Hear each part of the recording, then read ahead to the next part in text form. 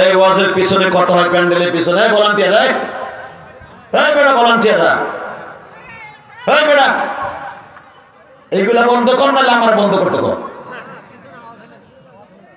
কোনো কথা হবে না পিছনে, ওয়াজের প্যান্ডেলের পিছনে আবার কথা বলে। পাগল গুলাই বছরের প্রথম মাহফিল দিচ্ছে, তোরা কিচ্ছু বুঝতেছে না, এটা আমার কথা কয়। এই তোরা ভলান্টিয়াররা কথা কস কেন?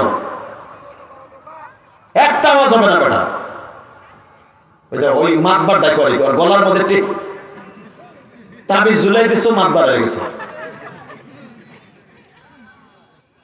একসাথে বলেন সর্বময় ক্ষমতার মালিককে। আল্লাহর একটা ডাক দেন তো। উঠা আবার আল্লাহর কুদরতি পায় সেজদা দিয়ে এইভাবে কান্দে, তুমি যদি মাফ নাই করবা বান্দারে, বলো তো মাফ বান্দা যাবে কার কাছে? তুমি যদি মাফ নাই করবা মওলা বান্দারে, বলো তো মাফ বান্দা যাবে কার কাছে? আল্লাহ তুমি তাকায় দেখো, নওগাঁ জেলার মহাদেবপুর থানা তোমার পাগলগুলি ফাজিলপুরে বসে এই মসজিদকৃত মসজিদের কমিটির মাহফিলে বসে যারা তোমার প্রশংসা করেছে এদের জীবনের গুনাহ মাফ করে দাও আল্লাহ। এরা অধিকাংশ গরিব মানুষ। এই কথা বলা যাবে না, এই ভলান্টিয়াররা ওর আওয়াজ করা যাবে না। আজও পর্যন্ত ইসলামকে মাইনাস করে কোন জালিম ক্ষমতায় থাকতে পারে না। কথা জোরে বলতে হবে, আরো জোরে বলতে হবে। ইসলামের বিরুদ্ধে যারাই গেছে ওরাই ধ্বংস হয়ে গেছে। আরে বলে আমার বিরুদ্ধে যারাই গেছে ওরাই ধ্বংস হয়ে গেছে। কথা ঠিক না? বিগত সরকার আলেমদেরকে ধরে ধরে নিয়ে ডিম দিছে, ল্যাংটা করে মারছে, পিছনে হাত বেঁধে মেরেছে। মনে রাখতে হবে মেরে তারা মাইনাস হয়ে গেছে, প্লাস হয় না। কারণ কি জানেন? আলেম ওলামা হলো এই দেশের সোনালী সন্তান। ঠিক না বেঠিক? জোরে কোন, আরো জোরে। আলেম ওলামাকে মাইনাস করে কেউ ক্ষমতায় কোনোদিনও টিকে থাকতে পারে না। হযরত নূহ আলাইহিস সালাতু ওয়াস সালাম ইসলামের দাওয়াত দিয়েছিলেন। ইসলামের দাওয়াত দিতে গিয়ে তার কওমের মানুষগুলা, জালেমগুলা তারে প্রতিদিন মারত। নাউজুবিল্লাহ বলেন না?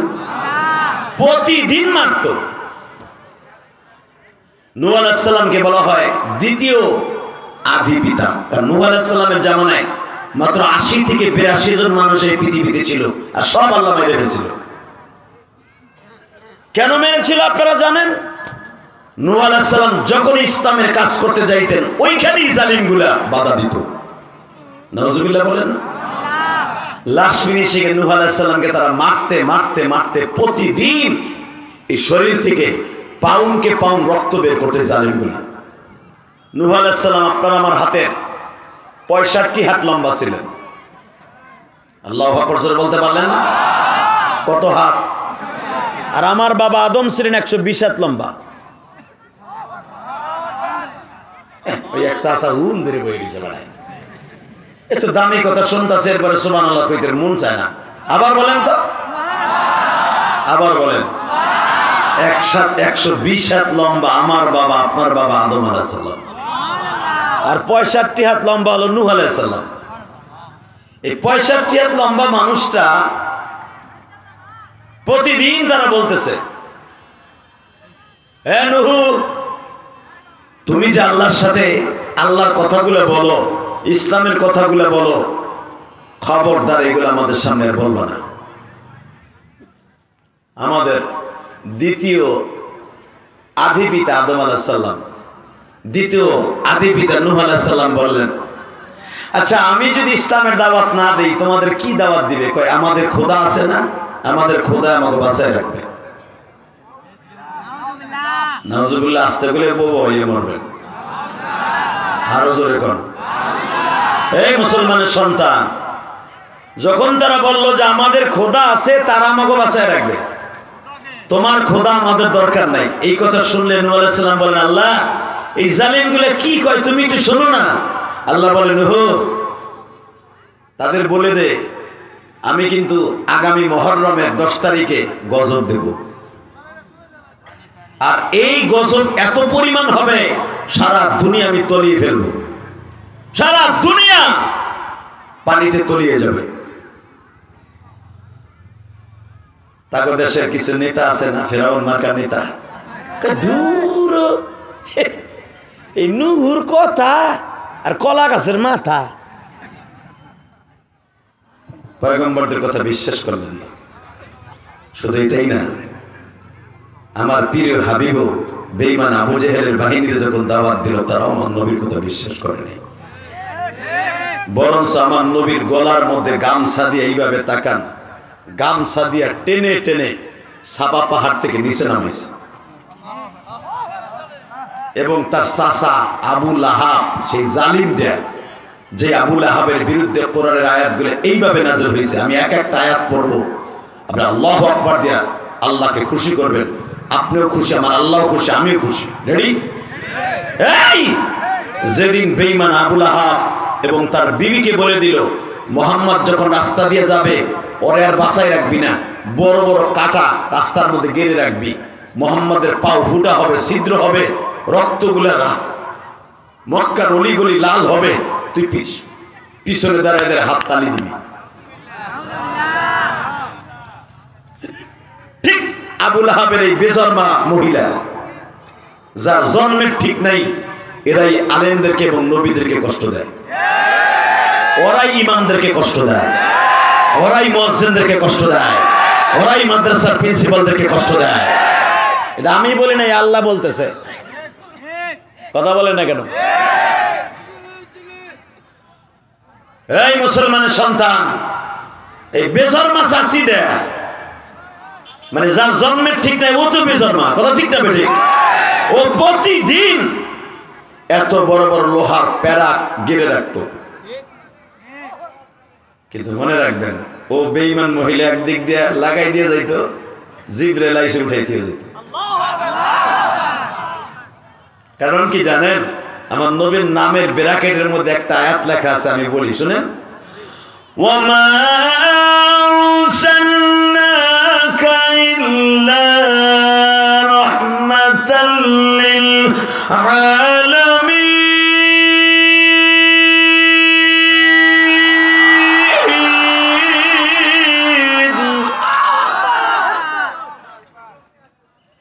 আমার নবী সারা দুনিয়ার রহমত, শুধু মক্কার রহমত না।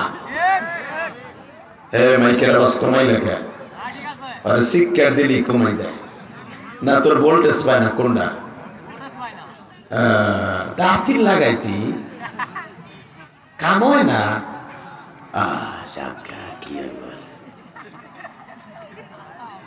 আলহামদুলিল্লাহ বলেন বাবা, এই মাইকে ওয়াজ করে পরে কালকে যে ঢাকা কেমনে ওয়াজ করবো চিন্তা করতেছে।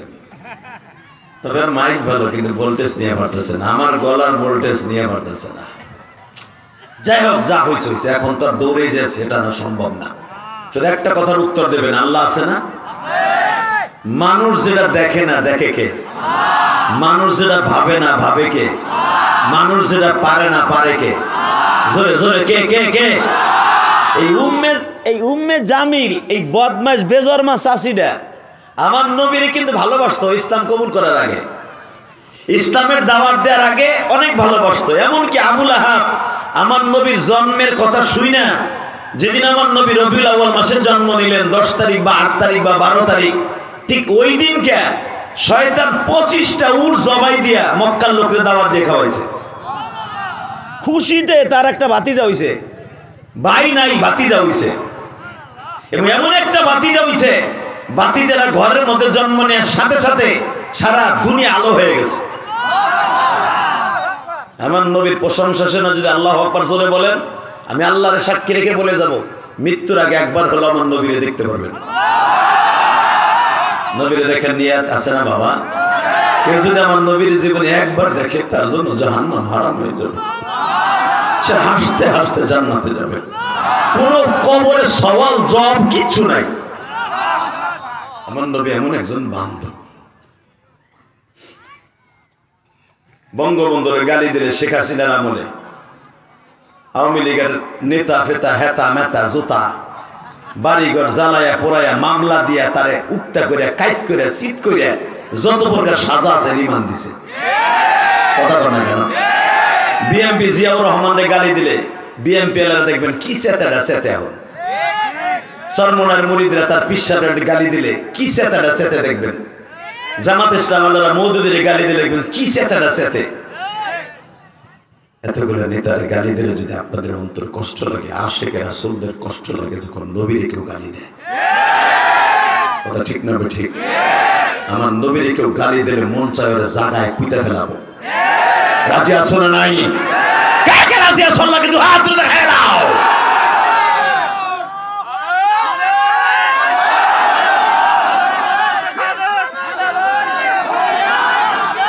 রাখো রাখো রাখো। ইসলামের শত্রু এমনি হুঁশিয়ার। তাকবীর যে দিচ্ছেন বইয়া পড়ে দিবেন না, এটা সুন্নাতের খেলাফ। তাকবীর হবে ওমরের মতো, মাজাটা ঘুরে এমনি মারবেন, মনে হবে আপনার মাজা আপনার বডি আমার আল্লাহর জন্য প্রস্তুত।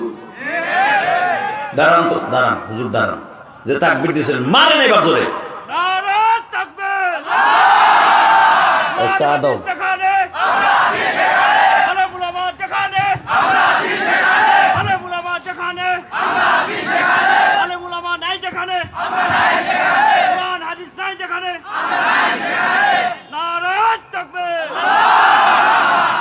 আমি একটা দেই, শিখাই দিয়ে যায় আপনাকে। রেডি? নারায়ে তাকবীর, লিল্লাহি তাকবীর। মাঝখানে বইয়া বইয়া কি এইটা বানাইতেছ? এই তাকবীরের ধ্বনি দিলে বডির রোগ চলে যায়, এটা জানো নি মিয়া?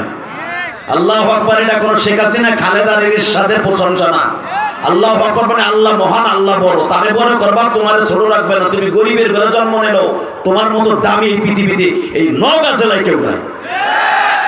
ও তাকবীর দিলে গুড়া কিমেতে কামড়ায় না? এটা তো বিগত সময়ে অনেক ওসি এসপিডিসিরা বলতো এটা হলো পাকিস্তানের আওয়াজ, বলতো না? এটা পাকিস্তানের আওয়াজ না, এটা একমাত্র আমার আল্লাহর আওয়াজ। রেডি? লিল্লাহি তাকবীর। দিন ইসলাম, দিন ইসলাম জিন্দাবাদ, জিন্দাবাদ। বিশ্ব নবীর শত্রুরা আমার নেতা তোমার নেতা, আলেম ওলামা যেখানে, আলেম ওলামা যেখানে, উলামা ইকরাম যেখানে, পীর মাশায়েখ যেখানে, নামাজিরা যেখানে, বেনামাজি যেখানে, বইয়া রয়েছে তোমার পাশে আন্তাজে জাজি গাই তাই করে। এখানে এমন লোক আছে ইশারের নামাজটা বইরা ওয়াজে বসে নেই, কথা বলে না কেন?